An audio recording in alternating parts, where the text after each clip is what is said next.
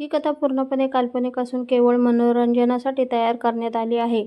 या कथेमधील सर्व पात्रे, घटना आणि प्रसंग यांचा कोणताही वास्तविक व्यक्ती, ठिकाण किंवा घटनेशी संबंध नाही.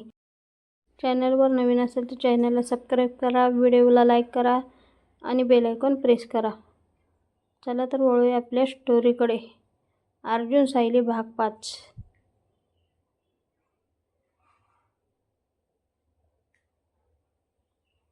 सायलीच्या हातातून ते पत्र खाली पडलं आणि काही क्षण ती पूर्णपणे स्तब्ध झाली. तिच्या डोळ्यासमोर आईचा चेहरा तरळत होता. आईला अर्जुनबद्दल आधीपासून माहिती होती. हे तिला कधीच माहिती नव्हतं. अर्जुनने हळूच खाली वाकून पत्र उचललं आणि सायलीकडे पाहिलं. सायली, त्याने प्रेमाने हाक मारली, पण सायलीने त्याच्याकडे पाहिलं नाही. ती खिडकीजवळ जाऊन उभी राहिली. बाहेर पाऊस कोसळत होता. तिच्या डोळ्यातूनही अश्रू वाहत होते. काही क्षणाने ती म्हणाली, अर्जुन, मला तुमच्यावर विश्वास ठेवायचा आहे, पण माझ्या आईने तुमचं नाव तिच्या शेवटच्या पत्रात का लिहिलं होतं हे मला समजायलाच हवं. माझ्या आयुष्याबद्दल मला इतकं काही माहितीच नव्हतं. याचं दुःख होतंय.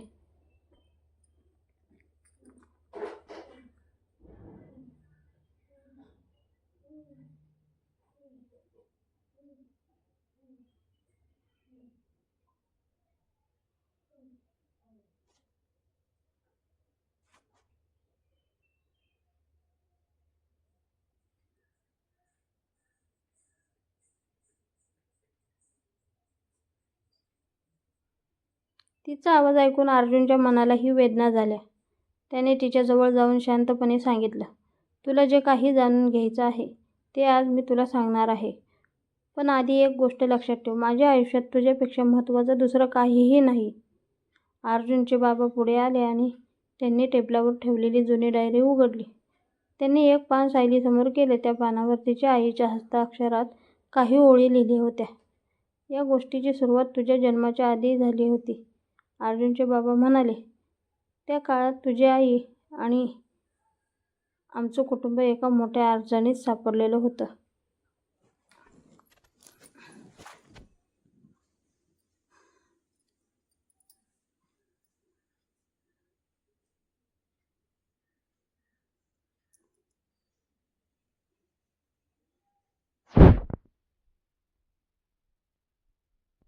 परिस्थिती इतकी कठीण होती की तुझ्या आईला तुला सुरक्षित ठेवण्यासाठी एका निर्णयाचा आधार घ्यावा लागला. त्या निर्णयामुळे तुझं आयुष्य बदललं आणि आमच्या कुटुंबाची जबाबदारीही बदलली. सायली शांतपणे ऐकत होती. तिच्या डोळ्यात पुन्हा अश्रू आले. तिने विचारलं, मग अर्जुनचा यात काय संबंध? अर्जुनचे बाबा काही क्षण गप्प राहिले. मग त्यांनी अर्जुनकडे पाहिलं. अर्जुनने मान खाली घातली होती.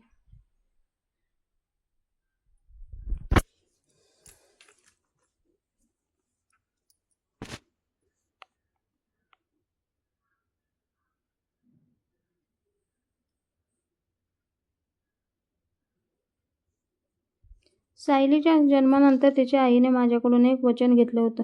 तो हळव्या आवाजात म्हणाला. तिने सांगितलं होतं की सायली मोठी झाल्यावर तिच्या आयुष्यात कोणताही धोका आला तरी मी तिच्या पाठीशी उभा राहायचं. सायलीने आश्चर्याने अर्जुनकडे पाहिलं. पण नाही, तुम्ही जे वचन इतक्या वर्षांनीही का पाळत आहात?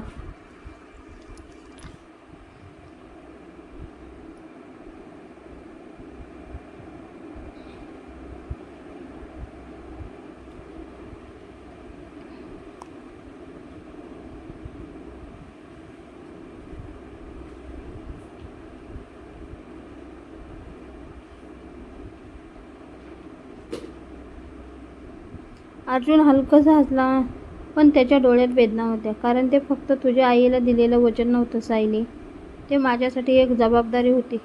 आणि हळूहळू त्या जबाबदारीचं रूप प्रेमात बदललं. हे ऐकून सायली काही क्षण शांत राहिली. तिच्या मनातल्या अनेक शंका जणू हळूहळू विरघळू लागल्या. तिने अर्जुनकडे पाहिलं. दोघांच्या नजरा एकमेकांना भिडल्या. त्याच क्षणी शब्दांची गरज भासली नाही. अर्जुनने तिचा हात हातात घेतला. मी तुझ्यापासून काही लपवायचं नव्हतं, तो म्हणाला. पण मला भीती होती की हे सगळं कळल्यावर तुला वाटेल की आपलं लग्न फक्त एका जुन्या वचनामुळे झालं.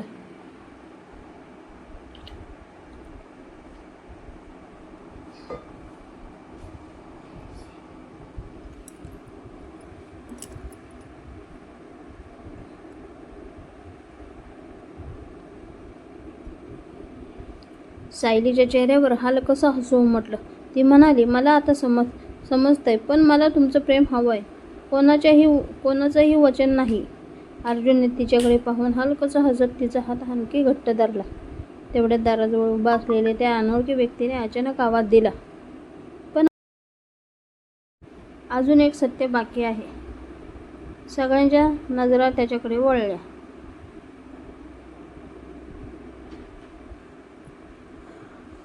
त्याने खिशातून आणखी एक कागद काढला. हा कागद तुझ्या आईने मला दिला होता. मी तो इतकी वर्षे जपून ठेवला, पण आता तो तुझ्या हातात देण्याची वेळ आलेली आहे.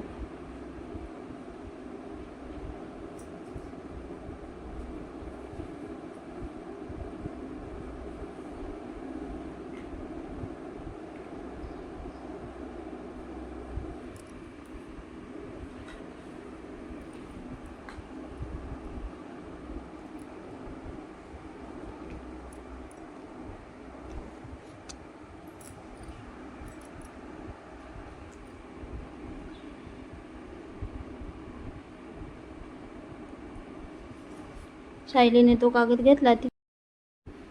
तिची बोटं थरथरत होती. तिने कागद उघडला आणि पहिल्या ओळीत लिहिलेलं पाहून तिचा चेहरा बदलला. सायलीच्या वडिलांबद्दलचं सत्य. अर्जुनने ते शब्द पाहताच लगेच सायलीकडे पाहिलं. सायली, हा कागद आता वाचू नकोस, तो म्हणाला. पण सायलीने त्याचा हात हलकेचा दूर केला. नाही अर्जुन, आज मला माझ्या आयुष्याचं पूर्ण सत्य जाणून घ्यायचं आहे. ती कागद वाचायला सुरुवात करणार इतक्यात बाहेरून पुन्हा गाडीचा आवाज आला. अर्जुनचे बाबा खिडकीतून बाहेर पाहताच त्यांच्या चेहऱ्यावर भीती उमटली. दाराबाहेर आणखी एक व्यक्ती उभी होती आणि त्या व्यक्तीला पाहताच अर्जुनचे बाबा म्हणाले,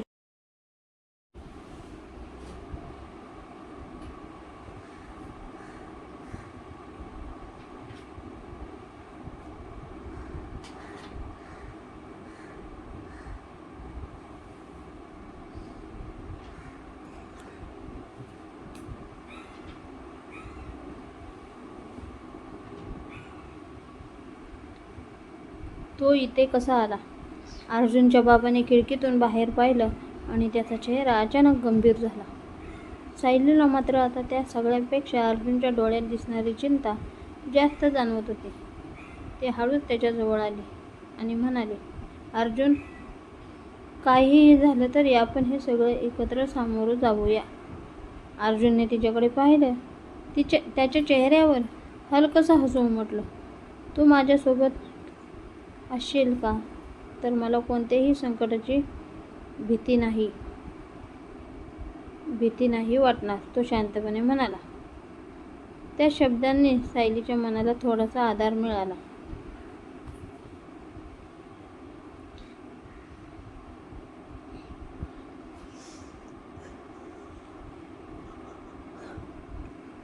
इतक्या गोंधळातही त्यांच्या नात्यातला विश्वास अधिक घट्ट होत होता. काही क्षणांनी अर्जुनने सायलीला घराच्या अंगणात नेलं. पावसाची सर नुकतीच थांबली होती. अंगणात मातीचा सुगंध दरवळत होता आणि तुळशीजवळ पावसाचे थेंब चमकत होते. सायली शांतपणे उभी राहिली. अर्जुन तिच्या शेजारी येऊन म्हणाला, लग्नाला काहीच महिने झालेत, पण असं वाटतंय की आपण एकमेकांना खूप वर्षापासून ओळखतो. सायली हलकसं हसली.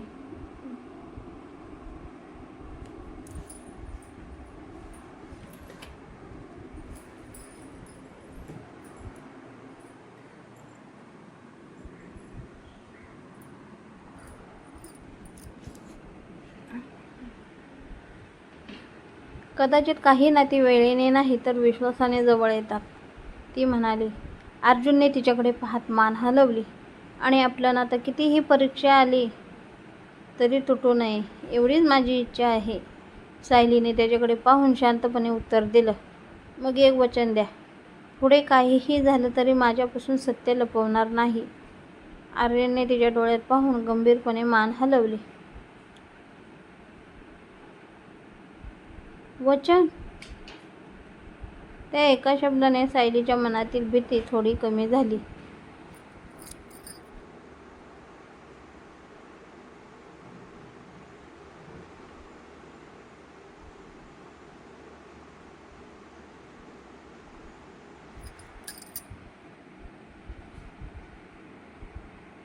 दोघेही काही क्षण शांत उभे राहिले. त्याच्या नात्यातील हा छोटासा क्षण कोणत्याही मोठ्या आश्वासनापेक्षा जास्त भावूक होता. तेवढ्यात घरातून राधाचा आवाज आला. दादा, वहिनी, लवकर या. दोघेही घाईने आत आले. राधाच्या हातात तोच कागद होता जो काही वेळापूर्वी सायली वाचणार होती.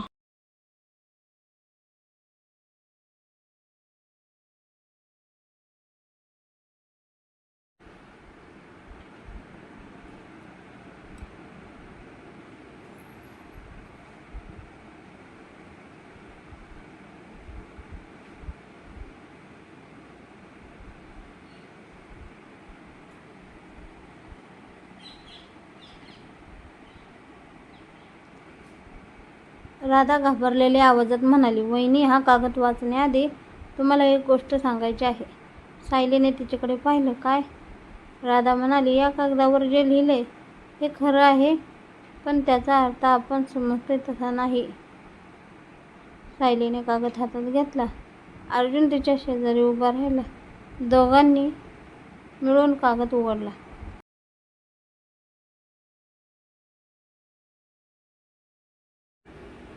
पहिल्याच ओळीत लिहिलेलं होतं, सायलीला तिच्या वडिलांबद्दल सत्य सांगण्याआधी अर्जुनने एक निर्णय घ्यावा. अर्जुनने ती ओळ वाचली आणि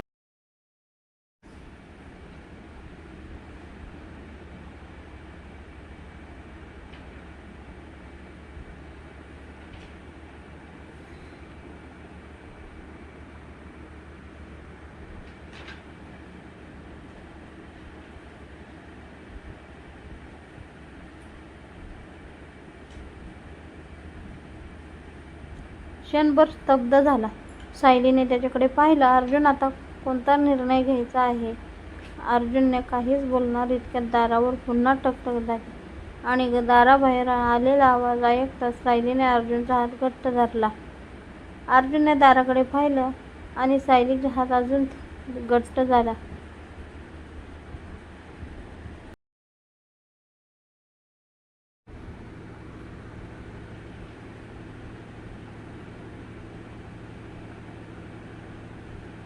अर्जुनने दाराकडे पाहिलं आणि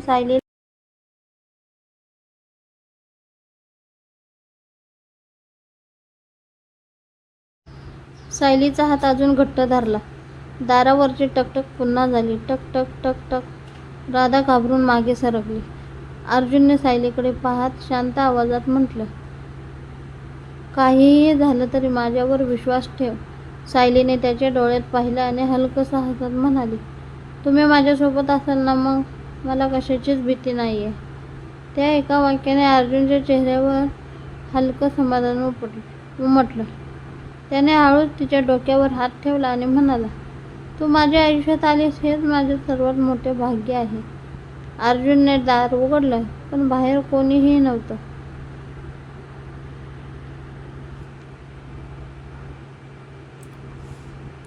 फक्त एक छोटासा लिफाफा जमिनीवर पडलेला होता. अर्जुनने तो उचलला. लिफाफ्यावर काही लिहिलेलं होतं, अर्जुन आणि सायलीसाठी.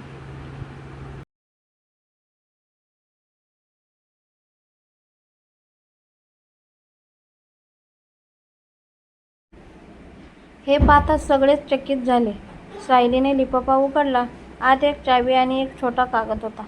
कागदावर लिहिलेलं होतं, तुमच्या प्रश्नांची उत्तरे या घरात नाहीत. उद्या सकाळी जुन्या वाड्यात या.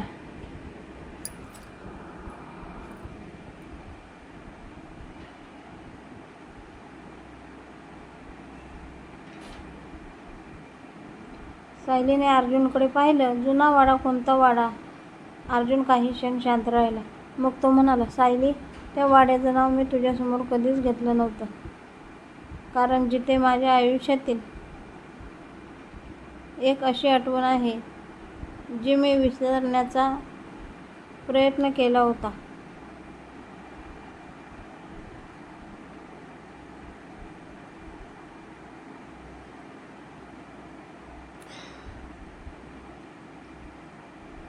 सायली त्याच्याजवळ आली. आता आपण दोघे मिळून त्या आठवणीला सामोरं जाऊया. अर्जुनने तिच्याकडे पाहिलं आणि हसत म्हणाला, मला कधी कधी वाटतं तू माझी पत्नी नसून माझी सगळ्यात मोठी ताकद आहेस.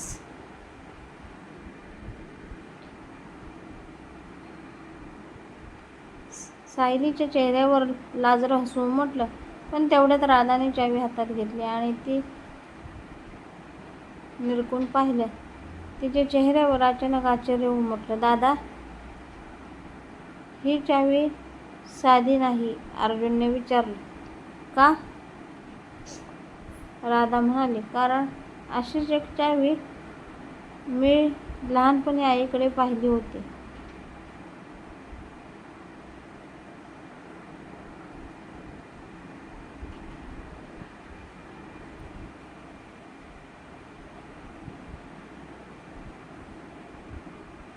अर्जुनच्या चेहऱ्यावरचे भाव बदलले. सायलीने लगेच विचारलं, म्हणजे माझ्या आईकडेही अशीच चावी होती? राधाने हळूच मान हलवली. त्या क्षणी अर्जुनला काहीतरी आठवलं. त्याने कपाट उघडलं आणि त्यातून एक जुना फोटो बाहेर काढला. फोटोमध्ये अर्जुनची आई, सायलीची आई आणि तोच जुना वाडा दिसत होता.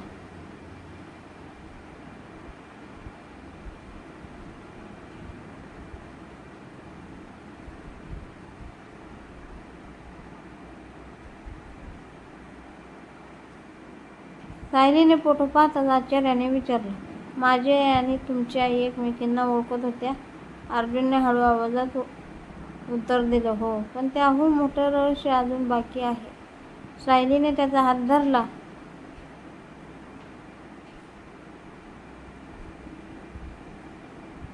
मग उद्या आपण त्या वाड्यात जाऊया. अर्जुनने तिच्याकडे पाहून मान हलवली.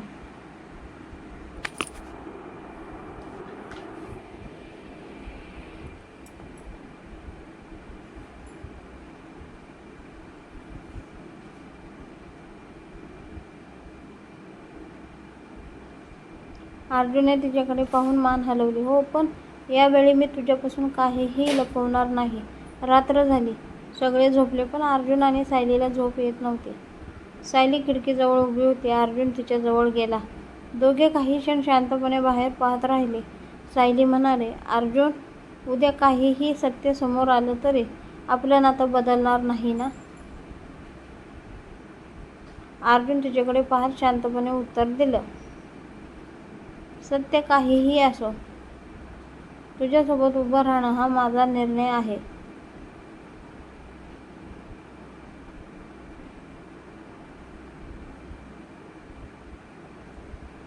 सायलीच्या चेहऱ्यावर हलकंसं हसू उमटलं. त्याच क्षणी दोघांच्या मनातील भीती थोडी कमी झाली.